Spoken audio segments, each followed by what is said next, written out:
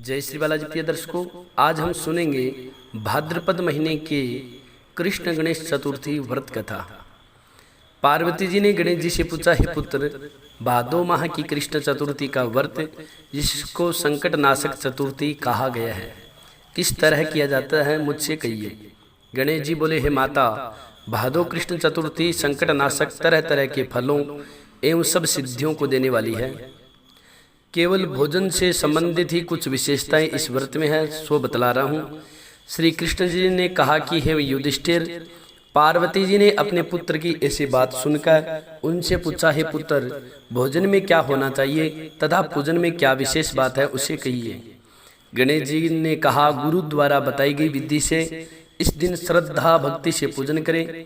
व्रती 12 महीनों में अलग अलग नामों से, जैसे विनायक, एकदंत, कृष्णपिंग, गजानन, लंबोदर, भालचंद्र, हेरंब, विकट, वक्रतुंड, आखुरत, विघ्नराज और गणाधिप गणेश जी की क्रमशः एक एक नाम से आराधना करें।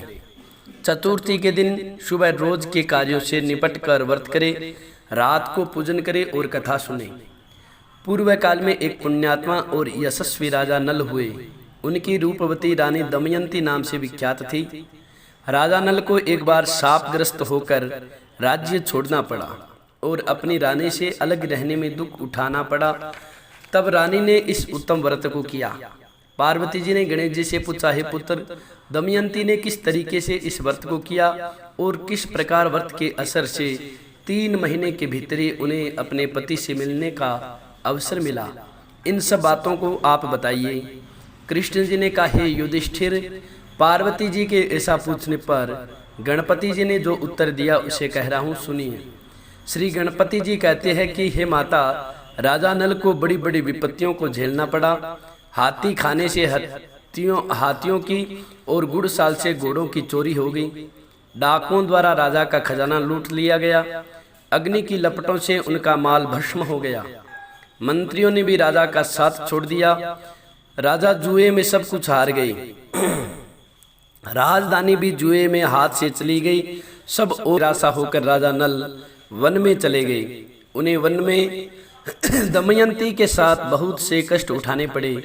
अंत में उनका रानी से वियोग हो गया। राजा किसी नगर में सहीस का कार्य करने लगे, रानी अन्यत्र किसी नगर में रहने लगी तथा राजकुमार भी किसी दूसरी जगह नौकरी करने लगा।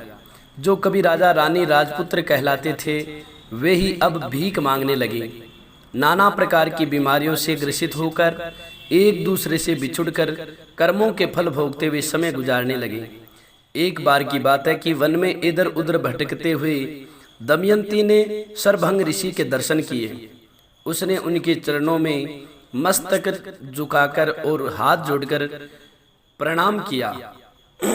ध्येयं सदा परिभवग्नमभीष्टदोहं तीर्थास्पदं शिवविरंचिनुतं शरण्यं भृत्यार्तिहं प्रणतपाल भवाब्धिपोतम वंदे महापुरुष ते चरणारविंदम। इस प्रकार प्रणाम किया और कहा, हे ऋषिराज, मेरे पति मुझे कब मिलेंगे?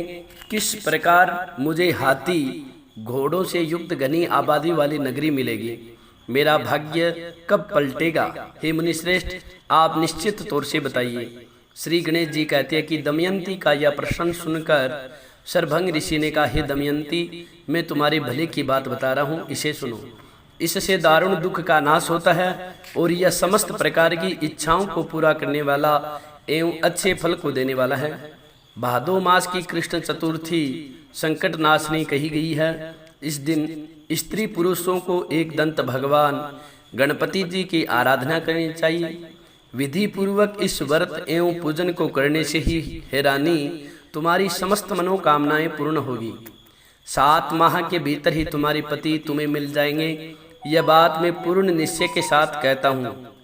गणपति जी कहते हैं कि सरभंग ऋषि के इन वचनों को सुनकर दमयंती भादो माह की संकटनाश चतुर्थी व्रत शुरू किया और उसी समय से प्रति माह गणेश जी का पूजन करने लगी।